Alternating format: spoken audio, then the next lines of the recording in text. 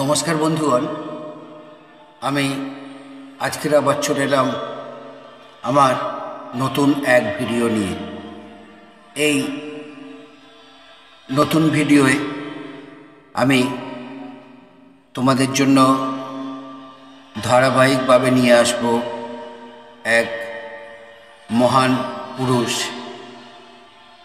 পুরাণ পুরুষ যোগীরাজ শ্রী শ্যামাচরণ লাহিড়ীর কাহিনী। বন্ধুদের যদি ভালো লাগে তাহলে আমার এই প্রতিবেদন সার্থক হবে। তাহলে এসো বন্ধুরা, আমরা সেই মহান মানুষের জীবন দর্শন বা জীবন কাহিনী শ্রবণ করতে শুরু করি। শ্যামাচরণ ইধার आओ। পাহাড়ে প্রতিধ্বনিত হইয়া ফিরিয়া আসে সেই ডাক শ্যামাচরণের কর্ণকুহরে।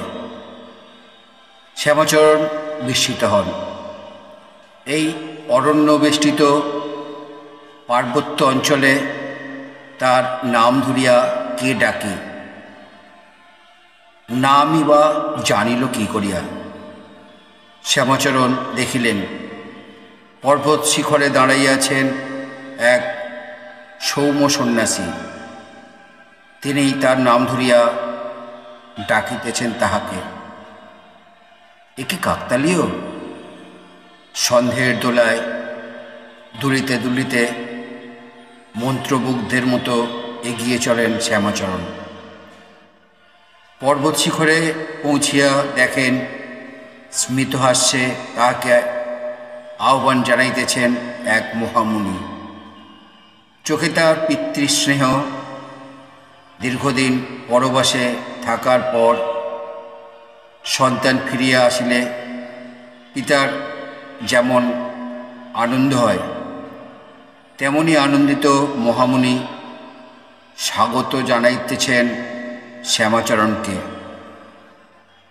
সে কি শ্যামাচরণ, তুমি আমাকে চিনতে পারলে না? এই জায়গায় তুমি আগে কখনো এসেছো বলে মনে পড়ে? এই বাকছাল, কমণ্ডলু, এগুলোকেও কি তুমি চিনতে পারছো না? সবই ভুলে গেলে? শ্যামাচরণ কিছুতেই চিনতে পারলেন না। বলিলেন, আমি আগে তো কখনো এখানে আসিনি। শোনো শ্যামাচরণ, এ সবই মহামায়ার খেলা। তিনি তোমাকে সব কিছু ভুলিয়ে দিয়েছেন।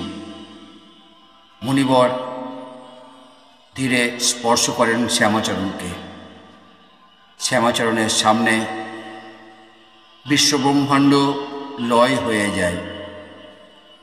মনে পড়িয়া যায় তাহার পূর্বজন্মের কথা। অশ্রুসজল নেত্রে শ্যামাচরণ লুটিয়ে পড়েন মুনিবরের চরণতলে। ফিরিয়া পান তাহার জন্ম জন্মান্তরের আপনজনকে। যুগ যুগ ধরিয়া তাপিত গৃহী মানুষ তাহাদের অন্তর্দেবতার নিকট প্রার্থনা জানায়। বলে, হে মহান, তুমি পথ দেখাও, যাহাতে তাহারা সংসারে থাকিয়া তোমার সাধনা করিতে পারে। সংসারকে বাদ দিয়া তো তাহার সাধনা তাহারা করিতে পারে না। হে মহান, তুমি এমন পথপ্রদর্শক পাঠাও, যিনি নিজে সংসারী হইয়া সংসারী মানুষদের প্রকৃত পথ দেখাইতে পারেন। ইতিপূর্বে মানুষ অনেক অভিজ্ঞতা সঞ্চয় করিয়াছে। তাহারা দেখিয়াছে যাহারাই তাহাদের পথ দেখাইতে আসেন, হয় তাহারা সংসার ত্যাগী সন্ন্যাসী, না হয় তাহারা সংসারে থাকিয়াও পরনির্ভরশীল হইয়া জীবনযাপন করেন, কিন্তু তাহাদের মতো হইয়া পথ দেখাইতে পারেন। তাহাদের মাঝে থাকিয়া পথ দেখাইতে পারেন, তাহাদের ত্যাগ না করিয়া যিনি পথ দেখাইতে পারেন, এমন পথপ্রদর্শকের এ যুগে বড়ই অভাব। হয়তো এতদিনে অন্তর্দেবতা তাহাদের কথা শুনিয়াছেন, তাই আজ গৃহী মানুষের মহা আনন্দ। পুরনারীগণ উলুধ্বনি দ্বারা এবং পুরুষগণ বৈদিক মন্ত্র উচ্চারণের আহ্বান করিয়া স্বর্গ হইতে নামাইয়া আনে সেই মহাজ্যোতিকে, যিনি কৃষ্ণনগরের পাশে ঘূর্ণিগ্রামে এক দেব শিশুরূপে পরিগ্রহ করিয়া মর্তধামে অবতীর্ণ হন। সেই দেবশিশুর শপথ বা সেই দেবশিশু শপথ লইয়া বলিলেন, আমি তোমাদের মাঝে থাকিব, তোমাদের হইয়া থাকিব।